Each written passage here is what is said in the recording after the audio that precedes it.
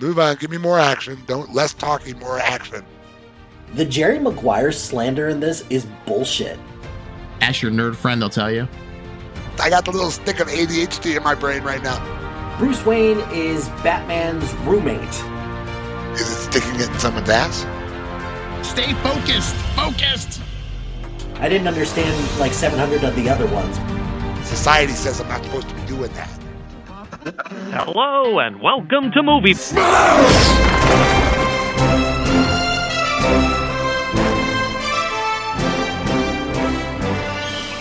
Hello and welcome to Movie Smash, the show where we dive headfirst into comic book movies outside the MCU. If you're new to the show, thanks for joining us. If you've been here before, you know the drill. Each episode, we're going to smash through a movie whose source materials from a graphic novel or a comic. Is it worth revisiting? Should it be forgotten? Let's find out. This is Movie Smash. I'm one of your hosts, Chris Roberts. I'm the founder of Off Panel Creations. With me today, I have a man who has way too many Lego sets, Fergel Amayo. Ooh, actually, I don't have that many Lego sets, but if you look behind me, I've got about 80 different action figures, about 37 different photos of comics. So obviously I love comics, Gotham Knight comics. We get our nerd on. We nerd out from all levels in every area. Sell the most unique items, have the most unique fun. Come join us. And our guest this evening is Mike Hilty from the SPDM podcast. Hi, Mike. Hey, how's it going?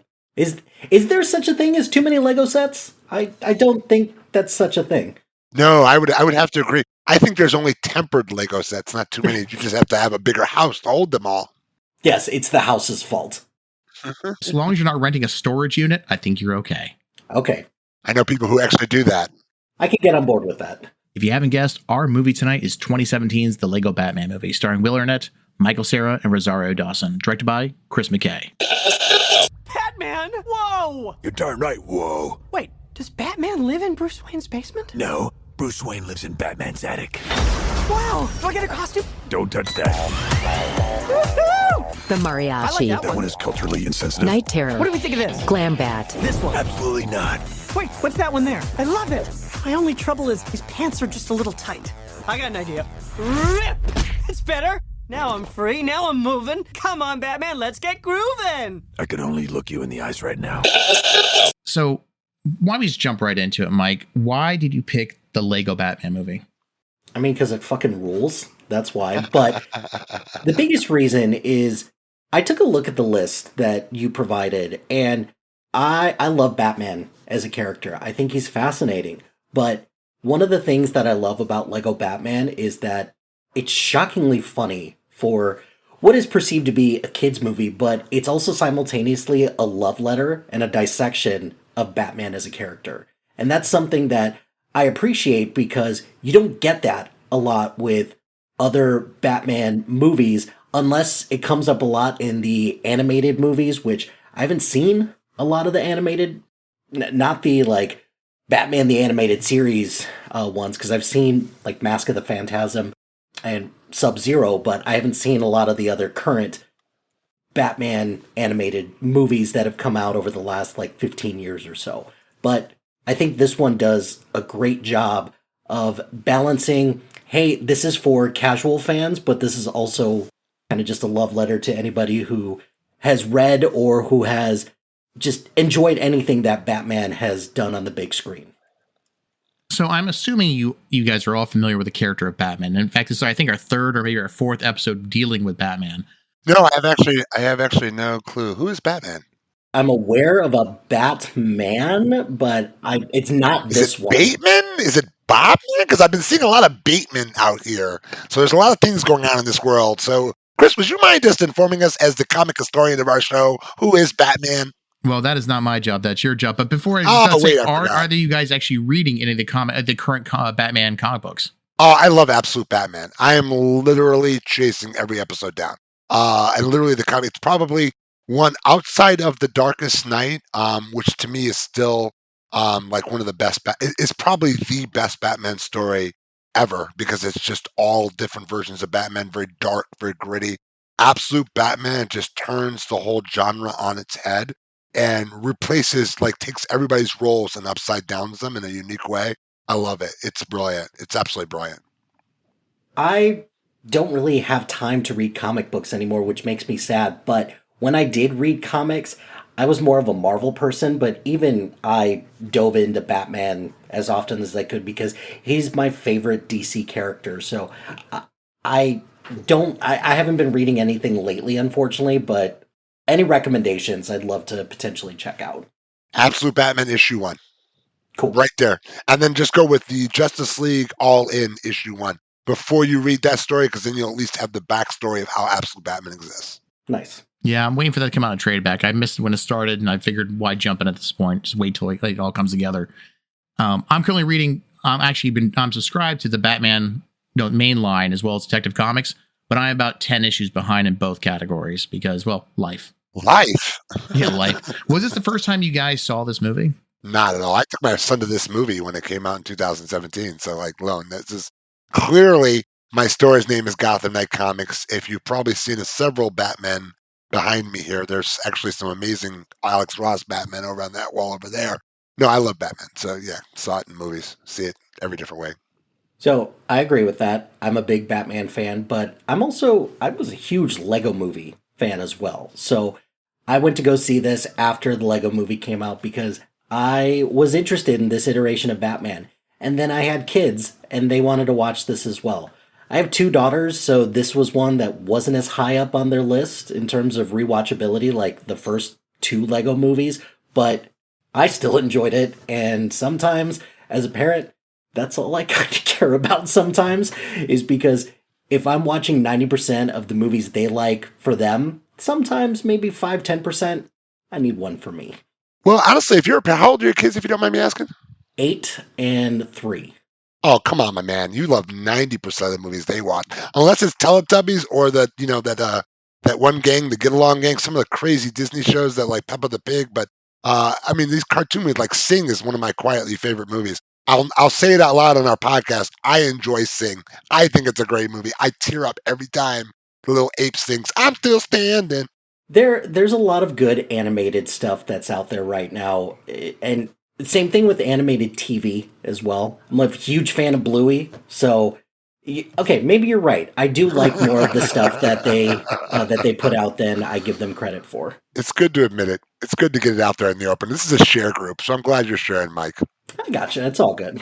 This is not the first time I've seen this movie, and Fergel, yes, I do own the Steelbook. I knew you did. I wasn't going to ask. So all the random facts we're going to hear, Mike, that comes from Chris having spent an obsessively amount of time going through that Steelbook and checking on all those little options. Well, there's so many different things that you could nitpick from this movie that there's tons of things that you could like analyze, you could look at. I'm sure the director's commentary on this is probably equal parts funny, but also equal parts informative as well, because there are just Easter eggs all over the place for this if you're a huge fan. Yes, and I think that the casting, so Kevin Conroy will always be the voice of Batman if it's animated. I mean, it's just, there's nobody that cares. If there's a lot of guys out there, and I've seen almost every animated Batman movie, so there's great voices. I think they do extremely well. There's a lot of good characters. But for me, Lego Batman will always be, at this point, Wil Arnett. I just think he's got this thing down. He's got as he said, he sort of played it like Naked Gun and sort of throwing in a couple other funny, humorous movies to kind of come up with the voice of Bruce Wayne Batman. And I just think he pulled it together extremely well. He talked about how his voice, after about like a couple hours, it starts to really hurt him after a while. And particularly in parts where he has to sing, he just really struggled with moments like that. He said in an interview that he can't sing as it is, so singing as Batman with that, deep, gravelly voice was even more of a challenge. So it kind of gives me a little bit more of appreciation that he just goes all in with this character, and I really appreciate that. So typically at this point, we go over sort of the comic book history of the main character, and we've talked about Batman several times. So instead of doing that, Fergal, I want to ask you, this movie has over 40 different Batman villains in it. And yeah, I went through and actually wrote them all down. And Fergal, I just want to quiz you on one of them. And I want to know if you know any of the background on it, because none of it sticks to me. The character Orca. Well, I'm not sure. So I'm just going to come out and say, because otherwise I just bullshit you like I would my son. I don't know who the F in hell Orca is. I know who Ketchup and Mustard Man is, and he did not come from the Batman comics. That is a reference to it's one of the original DC story, kind of like stupid 70s story characters I put in there. But no, I do not know who Orca is. But I think Orca gave such a significant contribution. Really got to be recognized in this conversation today. Oh, yeah. We'll talk more about Orca later. Quick spoiler warning for everybody. If this is your first time joining, it's just a quick heads up. We're going to discuss several elements of the story that might be considered spoilers. But let's be very honest. If you have seen any Batman movie before seeing this one, this references every Batman film or even the serial that came out at one point. So consider yourself warned. Nice. Mike, why don't you do us a favor? Just walk us through this movie. Sure. So, premise of this, a cooler than ever Bruce Wayne must deal with the usual suspects as they plan to rule Gotham City while discovering that he has accidentally adopted a teenage orphan who wished to become his sidekick. I think Jeremy would be proud. That really is. And then ultimately, Batman must figure out how to balance his family. I'm sorry, should I have read that in the gravelly voice? Because I could give that a shot. No, I just wanted to add it for my own edification in this conversation. Okay, so we're not going to cover every character in this movie like we normally do, just because, as I mentioned, there are over 40 villains just that are in the prison, or that actually mentioned in the first 20 minutes of this movie. I did want to list them, though. Which one of these really stood out to you, or you thought was great to see in this movie? You got Joker, obviously. You got Harley Quinn, Riddler, Scarecrow, Bane, Two-Face, Catwoman, Clayface, Poison Ivy, Mr. Freeze, Penguin, Killer Croc, Man-Bat, Crazy Quilt. I thought Sauron and Voldemort. Wait, we're not there yet, Fergel. Wait. Oh, man, come on. So we got Eraser, Polka Dot Man, Mime, Tarantula, King Tut, Orca, Killer Moth, Mark Harriet, Zodiac Master. These are all the DC villains. Gentleman Ghost, Clock King, Calendar Man, Kite Man, Cat Man, Zebra Man, the Condiment King, that was that mustard ketchup guy, Captain Boomerang, the Mutant Leader, Hugo Strange, the Red Hood, the Kubiki Twins, Calendar Man, Dr. Phosphorus, Magpie, and Egghead. Fergel, which is your favorite? Well, I mean, the logical mind says Sauron and Voldemort. We're not doing those yet. I'm talking about the ones okay, I just sorry. did. Oh, cool. I'm Stay going back to my focused, original. focused. My focus is off. I got the little stick of ADHD in my brain right now. I like what is his name? Oh, I just listed it. You did list it, but you listed so many of them, it froze my brain. The one who So the good. brown guy, the guy who gets big, the guy who stays Clayface? to Mr. Freeze. Clayface? Clayface, yes. I always love Clayface. I think he's great. See how my brain is burnt out, and you just took me off Sauron and Voldemort. Those are my two guys. We'll get into those in a second. That's the Phantom Zone villains. We're talking about the DC villains. Mike, which one were you surprised to see in this movie? I think the ones that I was surprised to see are some of the lesser known ones. So your King Tut, your Calendar Man, your Zodiac Master, all of them were the ones that I was the most surprised to see, because otherwise everyone else feels like they're pretty standard part of the at least A to C tier villains. We're diving into next time won't you sing with me level for some of these characters. What are some of you doing here? But maybe it's one of those things, rather, who came up with this? How did some of these people become villains? So that's something that I appreciated, and kind of, upon looking some of these characters up, was oh, this is interesting, because the latest Batman animated series, the one that was on Amazon, introduced some of these, a lot of these lesser known villains in there, because your Jokers, your Riddlers, none of them are in that series. That's the first time that I heard of Gentleman Ghost from that series. So it was just nice to see some of these other villains instead of just rinse repeat just the top ones every time. Agreed. Fergel, looked like you're about to jump on the Gentleman Ghost. Well, because the Gentleman Ghost is a very dope character, and I've got his first appearance in Detective Comics. So I have no doubt. It's one of the coolest characters out there, and he's actually he's very gentlemanly and he's a ghost, and he can phase in and out of things, so it's actually kind of cool. So I'm going to give it up. I thought Crazy Quilt, Eraser. Obviously, I know Polka Dot Man from the Suicide Squad, but before the Suicide Squad, I had no idea who he was. But it's just crazy. A lot of these, I guess, were from the Silver Age, I guess. The most of these were really wacky ones. Yeah, I mean they threw so much awesome. As to Mike's point, they threw a lot of awesomeness all the way back to the original serial of Batman, the black and white version, all the way through the '60s. So you had this Batman was almost both comically all the way back to the beginning and also pulling all of his characters into the present. So yeah, you had a lot of different, you had a lot of Silver Age villains. You had, there was a whole point in about the 70s, sort of in that bronze and sort of that gold age, and I wouldn't call it gold, more bronze age, that you see a lot of those really cool kind of characters start coming out in Detective Comics. Elongated Man, like when they started bringing out some really interesting characters, you start seeing a lot of these characters show up in this movie. So they scraped every barrel they could to find every DC bad guy and threw him in this thing. And then they went outside to Warner Brothers.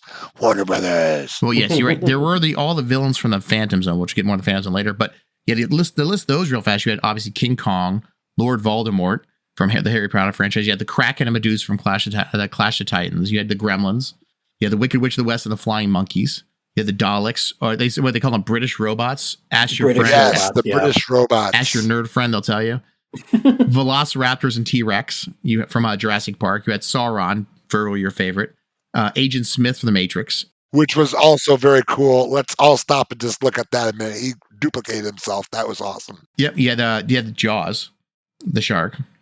Now this one I thought was I thought it was Dracula, but it was not Dracula. It was Lord Vampire, the Mummy, and the Swamp Creature from the Lego Monster Fighter series, which I didn't even know was a thing.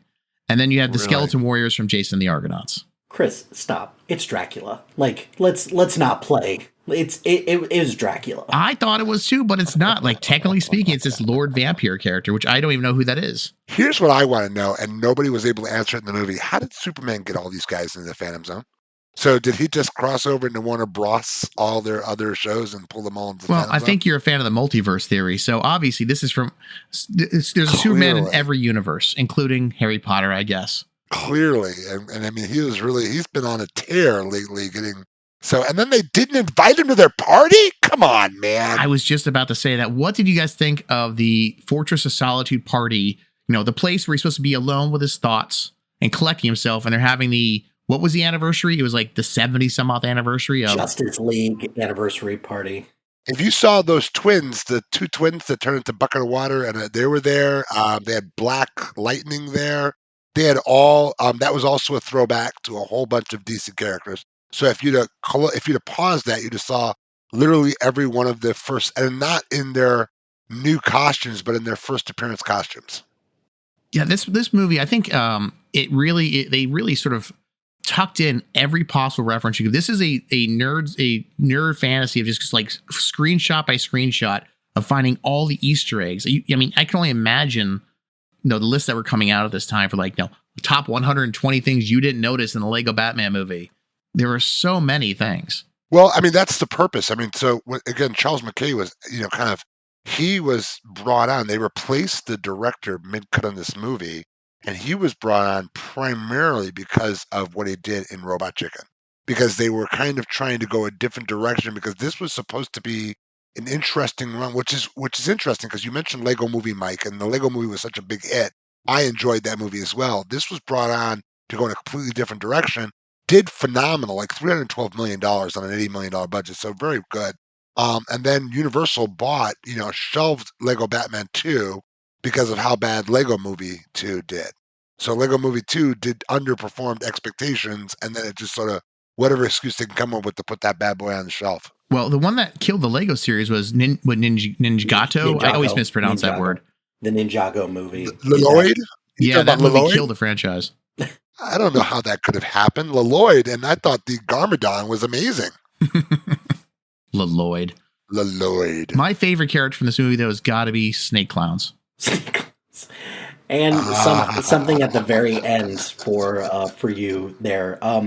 For the kind of the WB's greatest villains part of the Phantom Zone, I just love what they did with Bruce the Shark from Jaws. I think they did such a great job of just giving him some one-liners and just having him just kind of float around there. I did read that they originally wanted to put more kind of R-rated villains in there. So the ones that I read up on, Bill from Kill Bill, Annie Wilkes, and Bill the Butcher from Gangs of New York.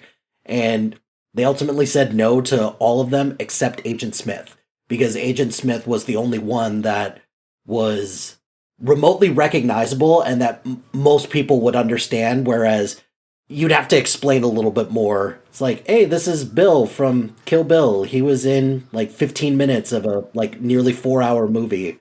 Well, keep in mind, this is being shown to 5-year-olds all smacked out on sugar, so you had to keep it reasonable because there'd be a lot of nightmares. Otherwise, you screw that up. So why don't we change gears instead of just talking about characters, switch into like actual scenes that you enjoyed? I just watched it tonight. I thought the first one was pretty awesome, and I thought the last scene was pretty awesome. Like the last fight scene when they all got together and they all kind of pulled in. I thought that was a great scene as they were master buildering shit. And I thought the first scene where he's master buildering shit was kind of cool as well. So both those two scenes are the best too. And then everything just sprinkled in between. So I guess every part of the movie. Yeah, every part of the movie, yeah. So a couple scenes that kind of stood out to me. So the part with at Jim Gordon's retirement ceremony and when Dick Grayson is first talking to Batman, their little meet cute I thought was really interesting because it's clear because this is the most time that we get with Bruce Wayne throughout the course of most of the movie. And it's clear that he doesn't care. He doesn't give a shit about anything that this kid is talking about. One funny line from this part is that, oh, my name is Grayson, but most of the other orphans call me Dick. And Bruce, just without a beat, goes, "Kids can be so cruel." I was like, oh, that is somebody who understands what it means to be a parent, knowing that kids can be jerks sometimes. So I did really enjoy that part. I enjoyed the part where, like, anything between the Joker and Batman was really good as well because it's subverting your expectations of what this relationship is actually like because you don't really think of them as in a relationship, but they kind of are because I think Heath Ledger put it the best in The Dark Knight. We're destined to do this forever. And I think this movie capitalizes on that so well, even including, like, I didn't really understand at first why they included Jerry Maguire of all movies. Like, I was like, the Jerry Maguire slander in this is bullshit. But I thought about it for a second, and also I Googled it. They picked Jerry Maguire because in The Dark Knight, Heath Ledger goes, "You complete me," during the interrogation scene. So what better way to incorporate that part of that relationship into this movie than to use, the origin of what that line during the interrogation scene was originated from. Well, keep in mind that the Batman and Joker fight or the Batman and Joker dynamic is probably one of the most long-term, original, nuanced dynamic. And while the movies are sometimes restricted, really outside of what I think Michael Keaton did it pretty good with the Jack Nicholson. I think Heath Ledger did it better. But outside of those two really points right there, it's the comic that really defines the Batman Joker. And it's huge. It's not just a little bit. I mean, it is. I mean, the Joker does stuff. He's just insane. He doesn't care about winning or losing so long as he always has someone to play the game with. I think a good way to illustrate too is the animated movie, or based on the comic book, The Dark Knight Returns, where it's retired Batman coming back, and the Joker has been basically in an insane asylum, not doing anything until he finds out that Batman has returned, and then he wakes back up essentially and starts terrorizing people. Okay, yep, Dark Knight, yes, where Joker comes out, he's really old, he rides the baby dolls out on stage and kills everybody. Yeah, that's a dark-ass show. For me, one of my favorite scenes actually was the very beginning with the Batman fight song. That thing was so freaking clever. It was amazing. And my favorite line from that song is where he goes, it's all about what Batman does, and he's got like 9 abs. And then it goes, does Batman pay taxes? And the answer is no. No. Which I thought was just hilarious. That's one for the parents right there. That's a tax exempt issue. I wonder, is crime fighting tax exempt? And I liked how they paid nod to the Lego movie. Do you guys notice that? Because obviously, clearly, Batman was in the Lego movie. And the Lego movie touched on the concept of a master builder. This is the only reason why Batman in this movie works so well is because he doesn't have his toys. He is his toys.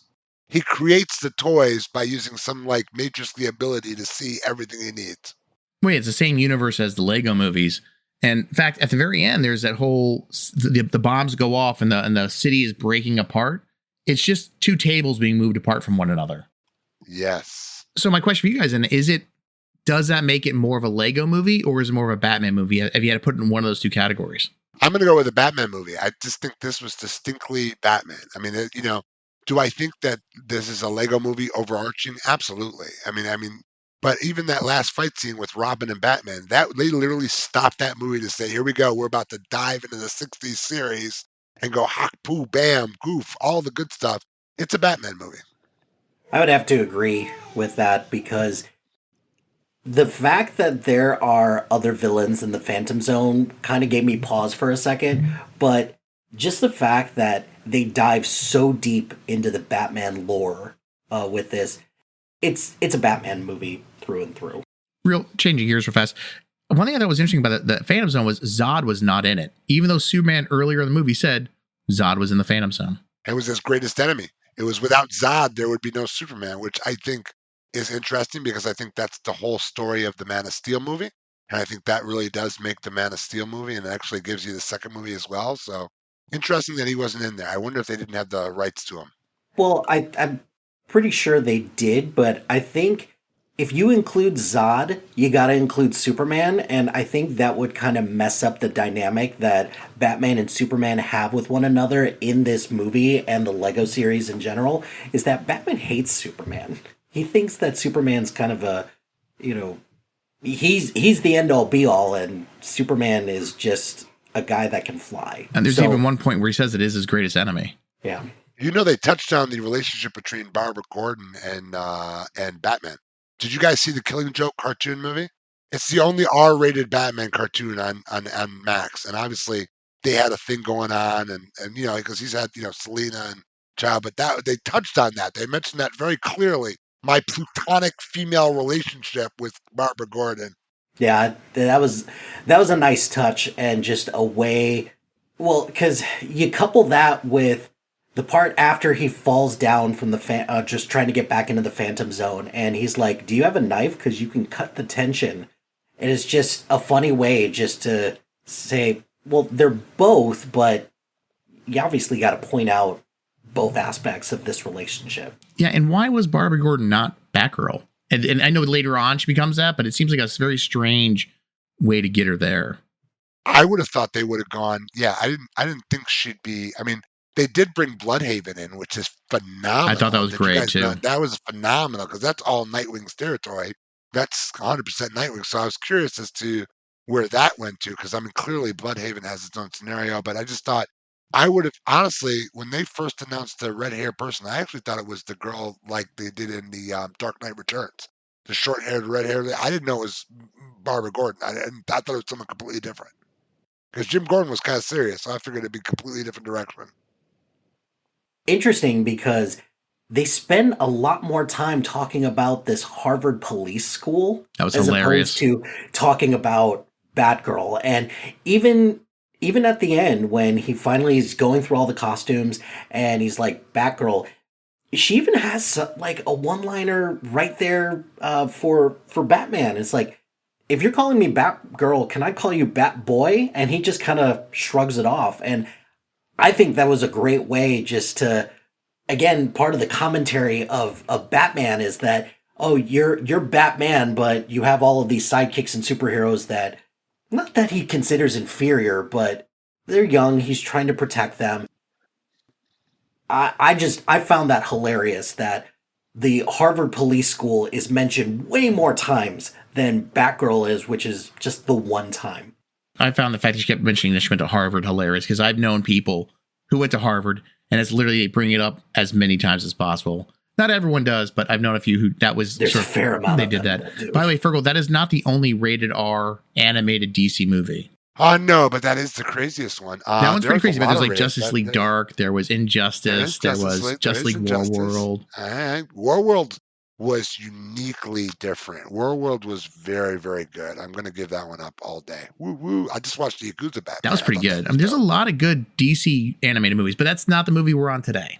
No, it's not. But we're talking about Batman, and Talking it's about an ever Batman. expansive property. Speaking of which, Superman. Sorry, jumped over Sips. That new movie's going to be phenomenal. Let's get back to Batman. Okay. This movie clocks in at 104 minutes, so just about an hour 45. How did you feel about the pacing? I mean, watching it today, it felt I mean, it was still funny, but I definitely noticed like the time wise. Like it wasn't like last time I watched it was with my son, and it was like we were just kind of hanging out and it was fun. But when you're trying to do 15 things, it can get a little bit like, yeah, okay, move on, give me more action. Don't less talking, more action. So it was, there's some points where it slows a little bit, but that's just because I'm a grown up watching Lego movies. Society says I'm not supposed to be doing that. So I look at this from two perspectives. One, I know I can't look at it from this perspective that much, but when you compare it to other Batman movies that are like 2.5 hours, this feels like a breeze. But there is a little bit of fat here that could be trimmed up. Like, we have a lot of villains that need to be introduced and a lot of villains that need to do something. So like a one-liner, a couple action moments here and there. So some of that stuff could have been trimmed down a little bit. And then there's only one part in particular where I felt like this is going on forever. And for the most part, the humor and the comedy, that all worked for me. But the part at the beginning when after he's done with the first battle and Bruce is just, yes, we are supposed to know that Bruce is lonely or Bruce is alone as a character. But it felt like they had to go through like a bunch of different scenes to showcase you're alone. Yeah, I understand. We didn't need to see you, watching Jerry Maguire and not knowing which input is in, even though I find that part hilarious because I encounter people all the time that don't know which input goes to their streaming service or goes to their disc player of some type.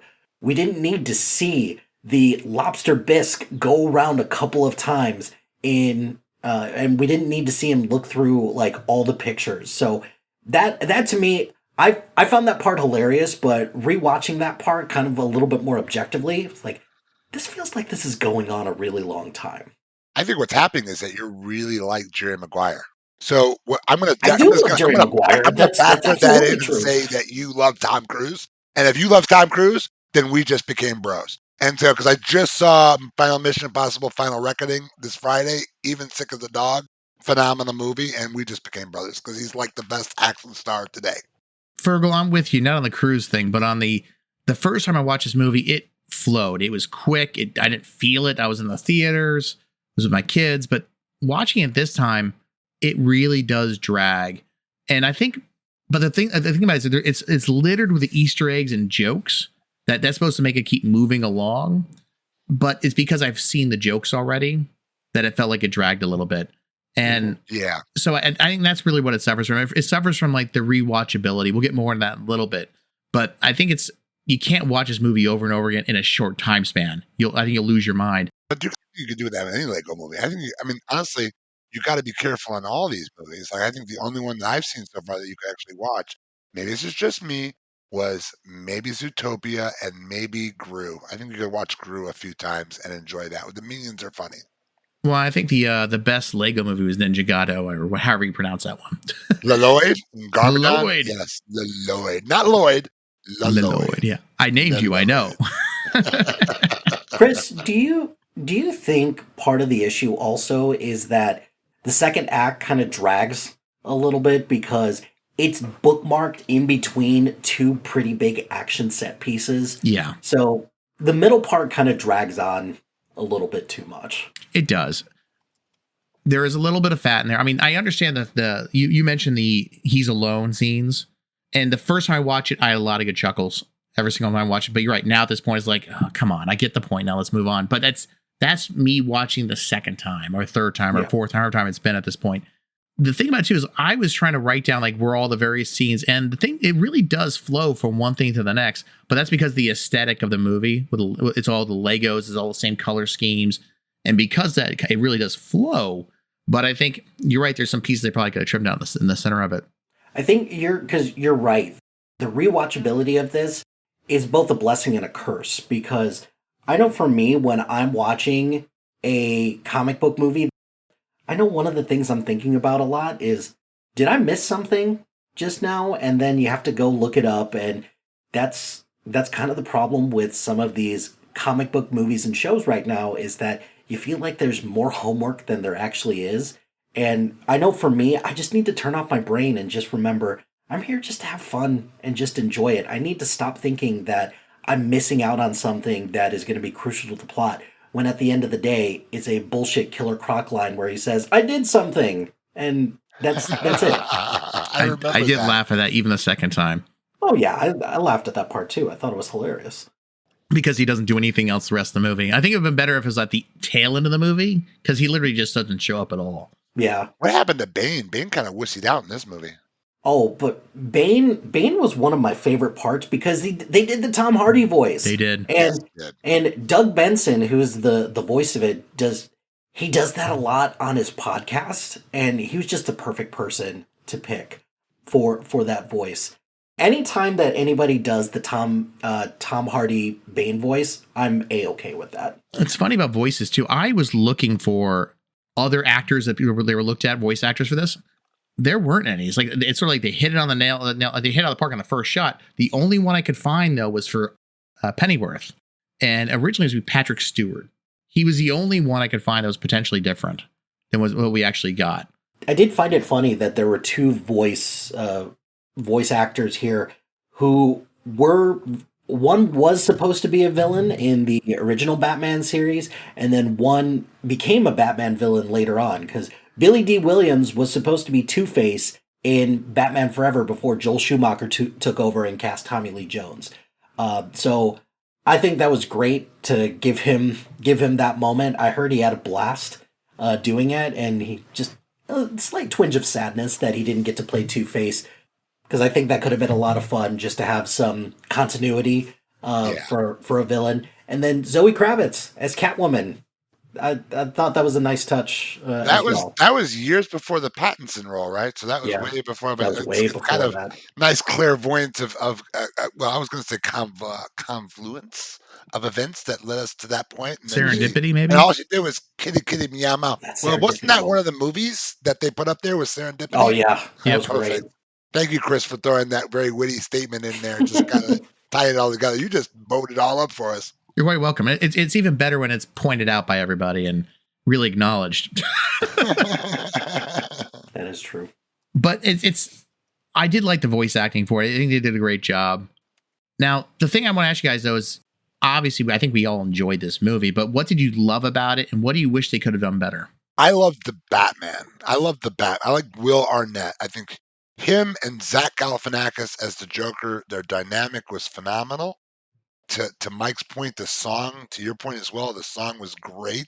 Some of the different singing they had going on. And I honestly think the best little character in the whole movie was Dick Grayson. He was the little hidden gem.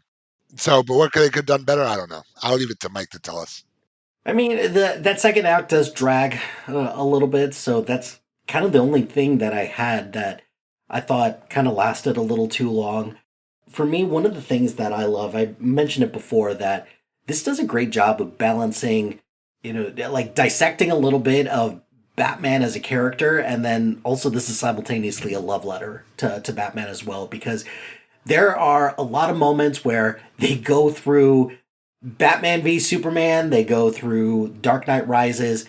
There's a part where Alfred is like, you do this a lot. You do this in like 2012, 2008, and even that weird one back in the 60s, and they just show the Adam West version of Batman.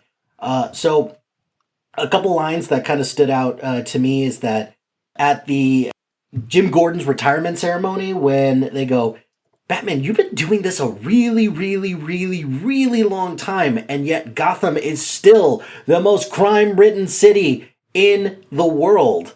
And if you think about it, yeah, you know, all of these people, they get put in jail, and then they find a way to get back out. Then the part with with Phyllis, the little Lego cube that's guarding the Phantom Zone, where Batman first gets there, she's scanning him, and you're not a bad guy, but you're also not a good guy either. And they show him all the ways that he's treating the people he cares about like shit.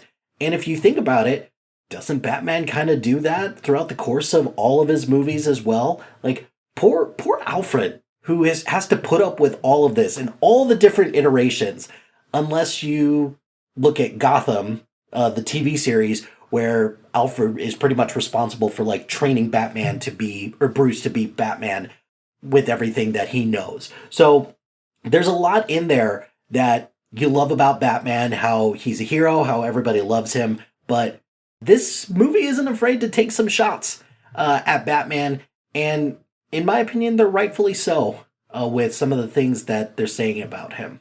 Yeah, I think it's a good Batman movie. A lot of fun. It kind of reminds me a lot of the campiness of the 66 Batman. So it brings that kind of fun back to it, because up until this point, most of the Batman movies are very dark and brooding. Still are. Keep in mind, they actually had the shark repellent. Nobody, I was waiting for it. I didn't take that low hanging fruit because I figured somebody else would take that in this movie. Not only did they have the shark repellent from the 66 movies, but they also used the shark repellent on guess who? The shark. On Jars, yeah. And it's using this sort of campiness of the 60s.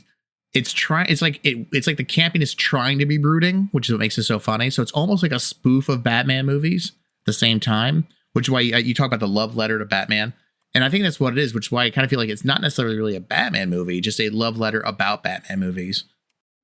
Added to that, yeah, I do love the Fergel, like you mentioned, the what was it? He said it's bat shark repellent. And he goes, that's useless. And all of a sudden, at the very end, it's the most useful thing they need. Take that. Yeah. It's just right there. And it's used perfect. And it blows out the little green spray. And you're like, oh, wow, it works. That's phenomenal. The one joke I thought was hilarious was when they shows all the costumes of the various types of Batman they had over the years, including they had Nightwing in there and they had Reggae Batman. And I'm wondering, and we really didn't get into it, Fergal, but I'm wondering if we sat down and went through every one of those costumes, how many of those were actually real at some point? And how many weren't? I don't know. I loved Adam West for Adam West. I didn't love the show. I loved certain episodes of the show.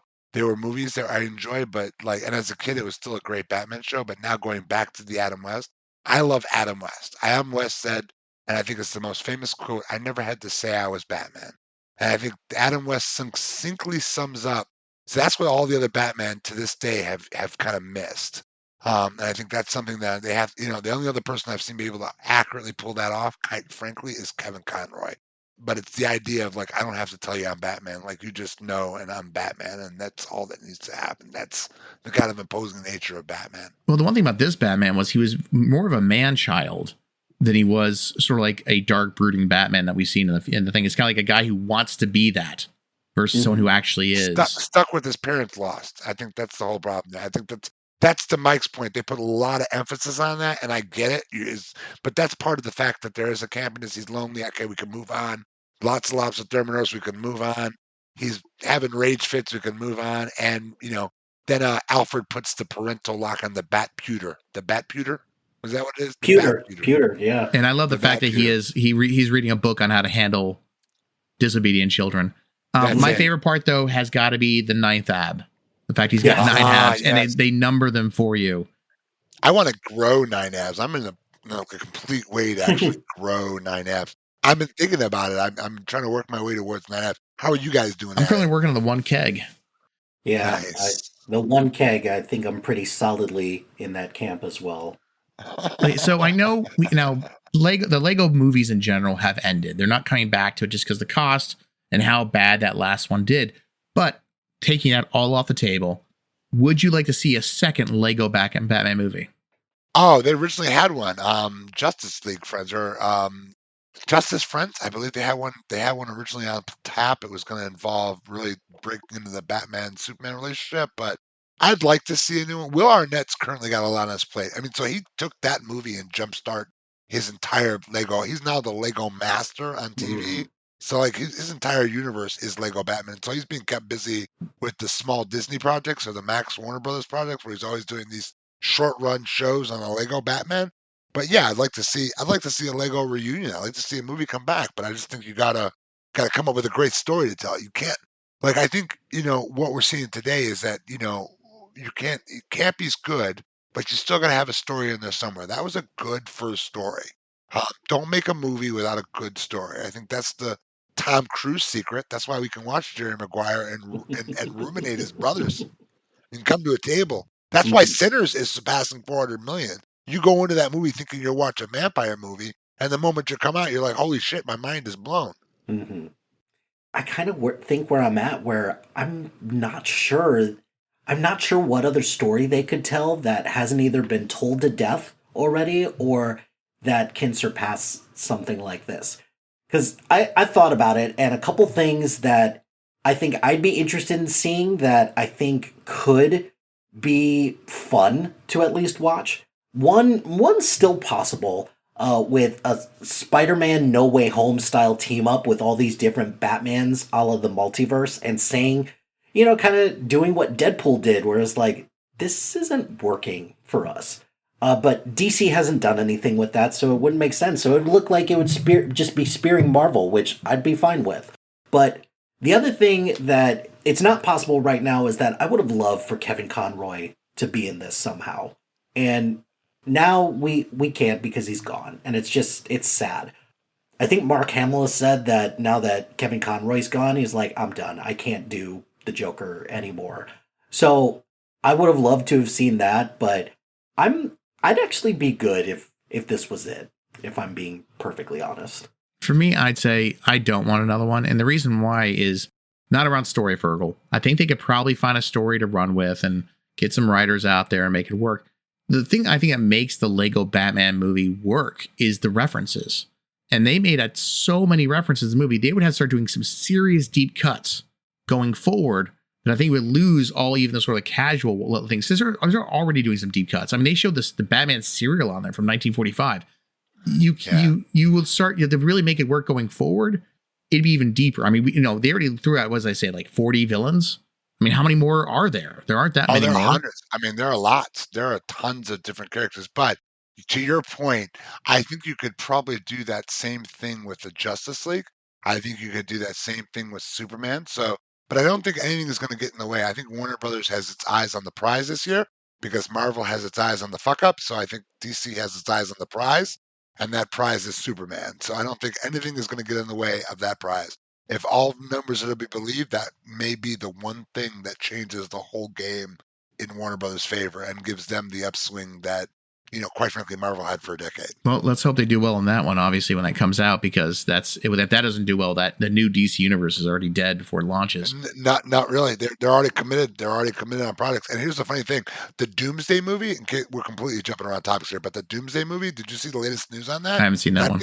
That thing's supposed to cost $1 billion to make. Yeah, but the Mouse House has got bank, and now completely different than what we're talking about, obviously. And I heard Thunderbolts, I have not seen it yet, was very good.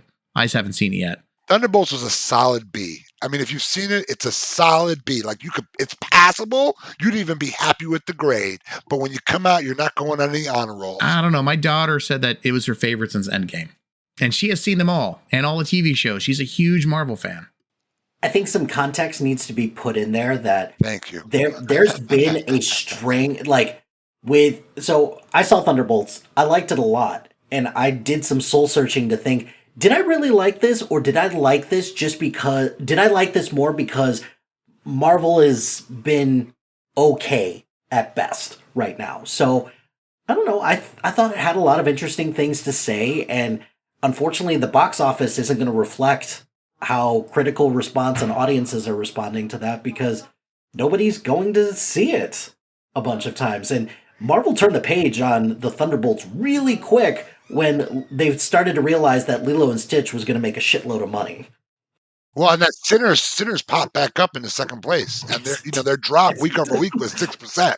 Well, the question is not should people see Sinners or Thunderbolts. The question is should people go find this movie, the Lego Batman movie? Yeah, I mean, just turn on your Max, your HBO Max, turn on your Max streaming service. It's there in your face. Yeah, I would say yes, because this is a movie kind of similar to some of the best kids movies out there that it's got something for kids because it's funny. Yes, Batman's a man-child sometimes, but he's also got some genuine moments, and there's a genuine lesson to be had with this is that you can't ever do any of this alone. You have to open yourself up and be part of a family. I found that part to be touching, I guess, is the best way to say it, even though for a kid's movie, it just felt a little bit on the nose. But that doesn't change the fact that it has a good lesson, it's funny, and if you're an adult who grew up with Batman, there's at least going to be, at minimum, one thing that you could take away from this. Be like, I understood that one. I didn't understand like 700 of the other ones, but I understood that one. I think if you're a mediocre Batman fan and you've never seen this movie, go see it. I think if you're a huge Batman fan, go see this movie. If you've seen this movie in the past month, give it a little bit of time. Give it about a year, then go back and see it. But I don't think you should miss it. If you've got HBO Max or Max streaming or whatever they're calling it today, click on it, go check it out, spend the hour and 45 minutes. But yeah, if you just saw this last week, I don't think you need to go see it again. Nice. Funny how we're all discussing whether HBO is now Max or still HBO Max. Because it's HBO Max. There was an article about that, and they were supposed to be going back to HBO Max, and it's still Max on my TV. Well, it takes them a while to get through the systems. A lot of APIs they got to figure out, pump that new logo through, take it off the shelf, dust it off a little bit. Man, that whole company right now is going through some serious issues. So yeah, for this movie though, guys. So how would you rate this movie? Thumbs up, thumbs down? I would rate it 9 abs. That's exactly. I'm going to leave it there. I'm going to let the audience take it from me. I'm going to give it 9 abs. 9 out of 10 abs. That's it. So this, upon rewatch, this was like thumb like 3/4 of the way up, and then I remember the part where Joker says, "Oh, Bruce Wayne is Batman's roommate," or something like that. Just when you think that they're going to figure this out, and how they said, wait, Batman lives in Bruce Wayne's basement? It's like, no, Bruce lives in Batman's attic. Which is phenomenal. Makes perfect sense. That's where I was like, okay, this is a thumbs up for me. Yeah, I'd say it's one plastic hand stuck in the C position up. So it's not an ab, or it's not a master builder thumb in an ass somewhere? Yeah, maybe it's a master builder making a thumb out of Legos. Is it sticking it in someone's ass? No. With that attitude, it could be. I thought we liked this movie, unless that's what you like. No, unless I that's what you like. it. Fergel, do you like thumbs in your butt? No, but there was a time. I'm just going to leave that for the. There was a time. Well, on that note, Mike, I want to thank you for joining us this evening. Before we head on out, where can people find you? Sure. Appreciate you having me on. Had a great time. Love this movie, so always happy to talk about it. You can find me and all of my podcasts on the SPDM Crew Podcasting Network. I've got a bunch of shows on there. So I've got a show on TV. I've got a show on sports. I've got a show on family movies. I've got a show on mixed CDs, and then I'm getting ready to launch another one about movie theater going experiences. But in addition to that, check out the other shows in the SPDM Crew Podcasting Network. We've got shows on trivia. We've got shows on comic books. We've got shows on physical media. We've got lots of other shows on there. So check us out, SPDM Crew, on all the socials, and check out our website, spdmcrew.com. And then I'm on another podcast, Geek Speak Louder Than Nerds, where we're currently talking about Andor right now. And then I'm a contributing writer to sitpop.com as well, where I predominantly focus on TV. Yeah, Andor's a great show. And if you want to hear my take on Severance Season 2 and Creature Commando Season 1, I was on your show talking about those two topics. Those were a lot of fun, and I'd love to have you back. We've talked about, there's a bunch of other shows to talk about, so looking forward to having you back on. And I hear they're your most popular episodes, too. Oh, yes. Yes, clearly. Of course. And Fergel, where can people find you? They can find me floating in the ether. No, they can find me at Get Your Nerd On in the Phantom Zone. Yes, with the little beep boop bop boop boop calculating. No, you can find me at Get Your Nerd, getyournerdon.com, on Facebook, on Instagram, on TikTok. Yeah, you can find me pretty much all over the place. And of course, always feel free to reach out. We are helping a lot of folks. Currently, I'm doing a lot of brokering of high-end grails, and other books as well. I kind of step in the breach because I do qualify to kind of review and appraise comic books. So that's been something I've been getting a little bit involved in, helping some folks kind of clear the nut before they buy the book, make sure it's not altered or changed in any way, which has been fun. And we're buying a lot of collections right now. It's amazing how many of those are going on. So come get a part of it. Yeah. Yeah, and for me, you can always find me at Off Panel Creations. We're always building some piece of nerdy furniture. I want to thank you, our listener, for spending some time with us today. If you can tell me what your favorite Batman reference from this movie was, please send us a note over at movie-smash.com, and we'll see you in a couple weeks. Thank you again for listening, and I hope you enjoy the show. This has been Movie Smash with Chris Roberts, Jeremy Parmentier, and Fergel Amayo. Produced by me, Chris Roberts. Executive produced by Off Panel Creations, LLC. Movie clips provided by the respective studios. You can rate and review the show at Apple Podcasts and Spotify. You might even find your review read on a future episode. Got a question for us? Visit us at movie-smash.com and send us a note. It too can be read on a future episode. If you haven't already, please subscribe to Movie Smash wherever you listen to your podcasts.